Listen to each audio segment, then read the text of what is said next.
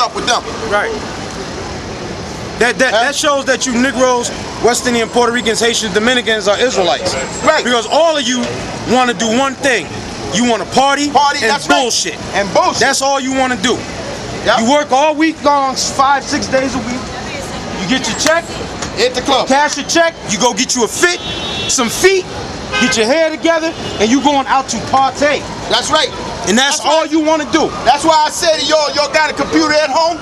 Watch Motor City Burning Part 1, Part 2, Part 3, Part 4, all the way to 16. Because it'll show you in there how Detroit fell apart and how that was a model city for this place, which in America is going to fall apart, man. That's right. It ain't no more Motown. Ain't no more Motor City. All those so-called Negroes that made records with Motown moved to hell to L.A. Smokey, Diana Ross came back from L.A. when she broke up with her man, with what's her name, Berry Gordy. Berry Gordy. She bought a house up there in Connecticut, in Greenwich. Yep. All of them Negroes moved out of Motown. The Temptations were in Motown, moved the hell out. Look at the Hitsville. They got a site on there, man. You know what? The Spirit didn't have my ass up in that YouTube about Detroit all week, man. And the word Detroit is French and means straight. The more Negroes moved up to Detroit because of the manufacturing plants of Ford, Chrysler, and GM. That's right. And it was over a union thing. Because they wanted the same wages Whitey was getting.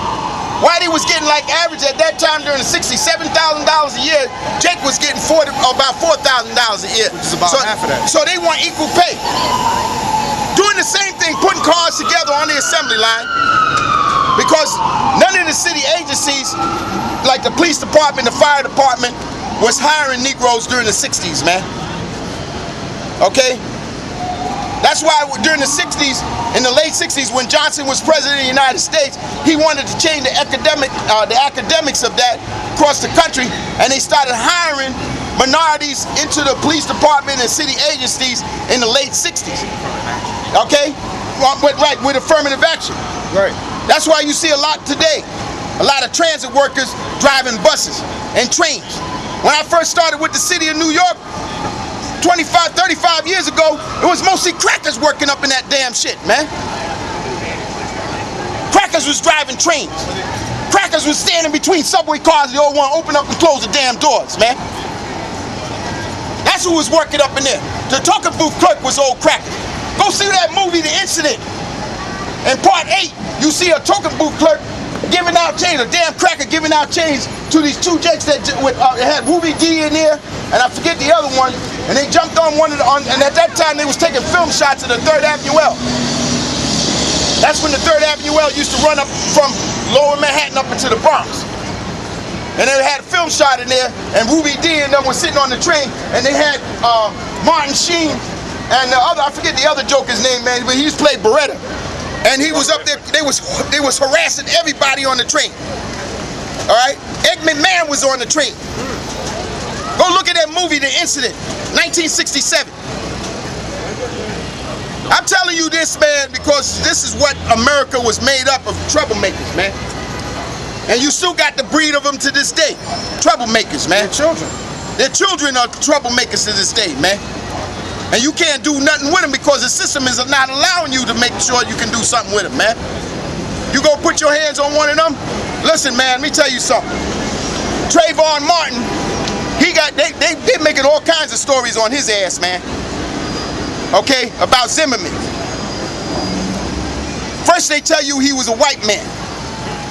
Well, he was really, because his father's a so-called Jew. His father was a judge, man. That's right. Okay, his mother was so-called Peruvian woman. Israelite women. That's why I say you got a lot of Israelites walking up around here, even standing among us, whose daddies was a so-called Negro or Hispanic or Native American, man. And some of them kids that you have, man, like you, I'll give you an example. I don't mean to put you on the spot, brother, but I was watching Morby Show one morning in Spirit. This one white chick, she was going off, acting just like a so-called Negro woman. Telling the man, yeah, you the baby's daddy, you gonna take care of the father, you gonna take care of your kid and shit. And he was saying that she's a slut. She been with her cousin, been with his friend, and they had 4 other guys on there that was cousins. None of them were the baby's daddy. None of them. And I know y'all, how many of y'all watch Maury Povich? Huh? Am I lying? That doesn't mean it didn't happen. That doesn't mean it didn't happen. Then there's times there's guys that come on there, God could be black as hell, and they find out later on, man, after they do the DNA reading, you are the father. And some people say, damn, how the hell that happened? Scratching their damn head.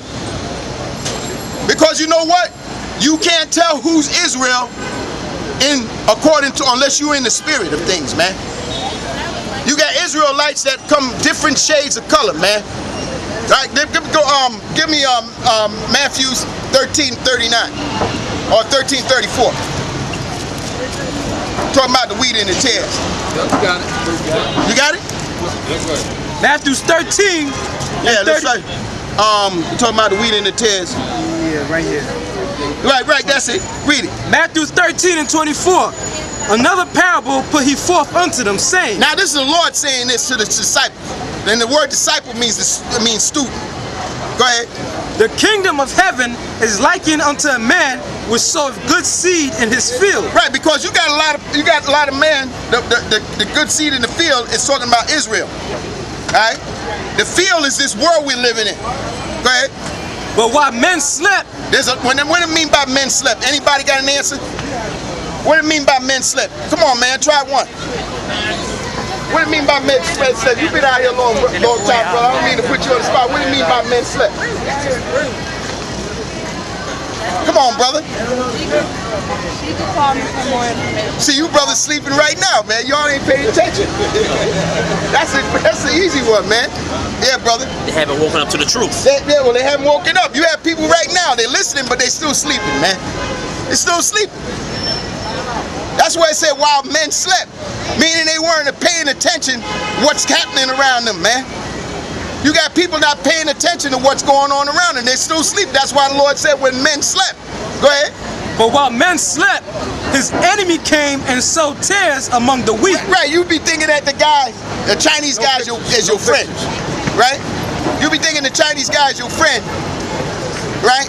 He trying to get up there to screw your woman, man. Or the damn Arab man. He'll give you food, money, clothes. Did they not do that to Abraham? They did that to Abraham. Pharaoh of Egypt was being so nice to him that he was afraid of Pharaoh. He thought he had told Pharaoh of Egypt that Sarah was his sister. And then when things started happening to him, the spirit got on him, and then he recognized, he said, wait a minute, why you ain't tell me that woman is your wife, man? Because the Most High was jacking him up, man. Go ahead, read on. But while men slept, his enemy came and sowed tares among the wheat and went his way. Right, so you got people out there, you be thinking they're your friends, man. The only thing they want is to satisfy their soul, man. Go ahead. But when the blade was sprung up and brought forth fruit, there appeared the tares also. In other words, there appeared people that look like your own people, man. That's what the Lord was talking about. There's people out there that you might think ain't your people, they are your people. Right, go ahead.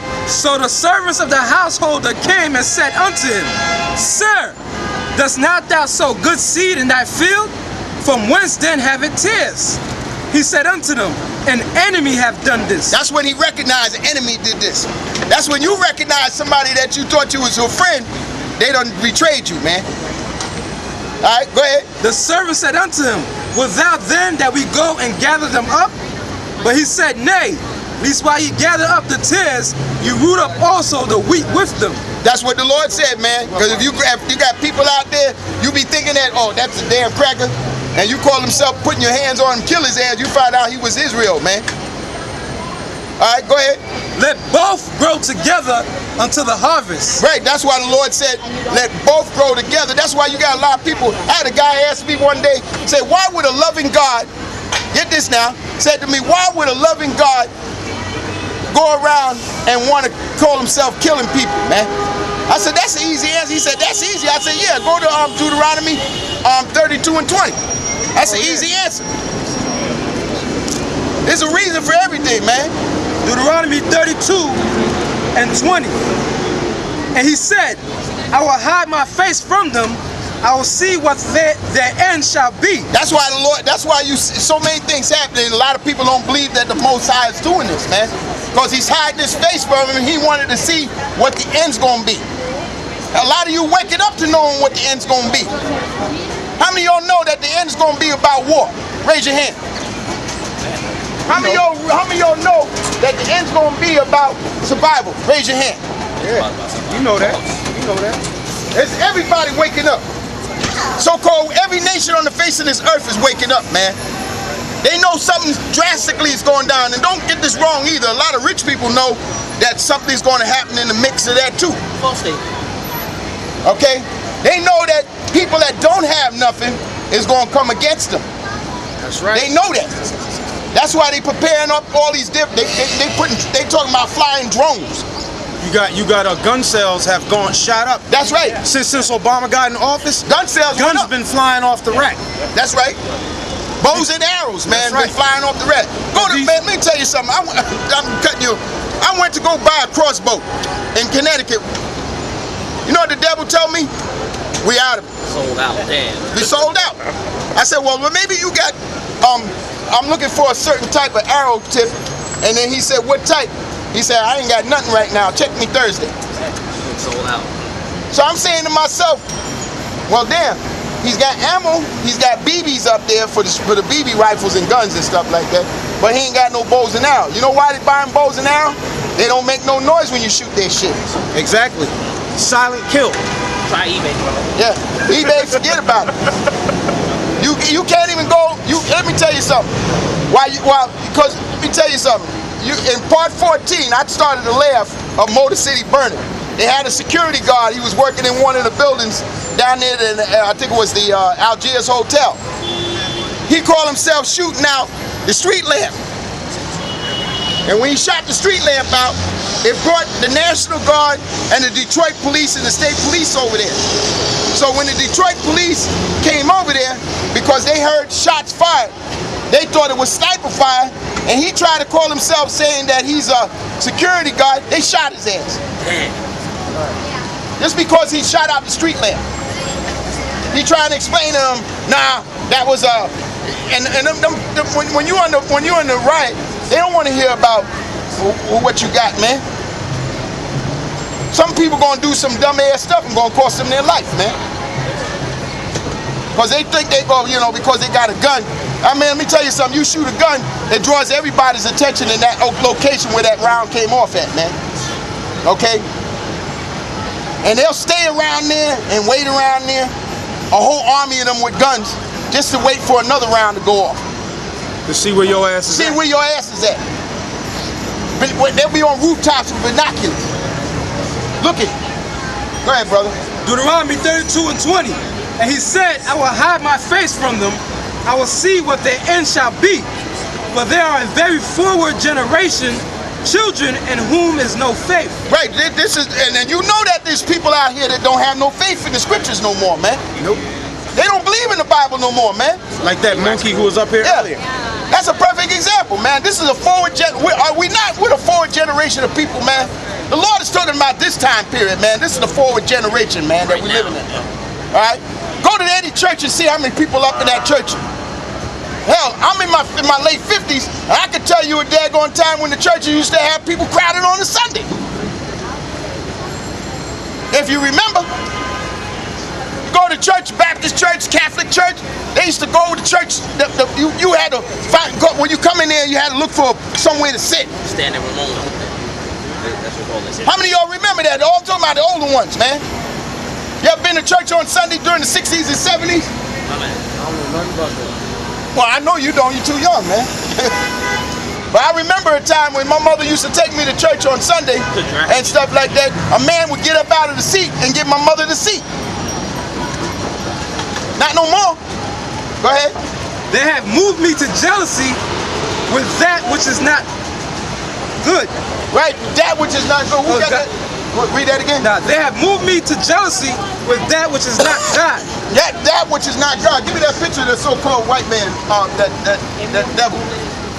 Break that devil out, man. Yeah, get him up. That's what the Lord said. You know, made him so mad and made him move to jealousy over that which ain't. What? Read it again. For thou, and he's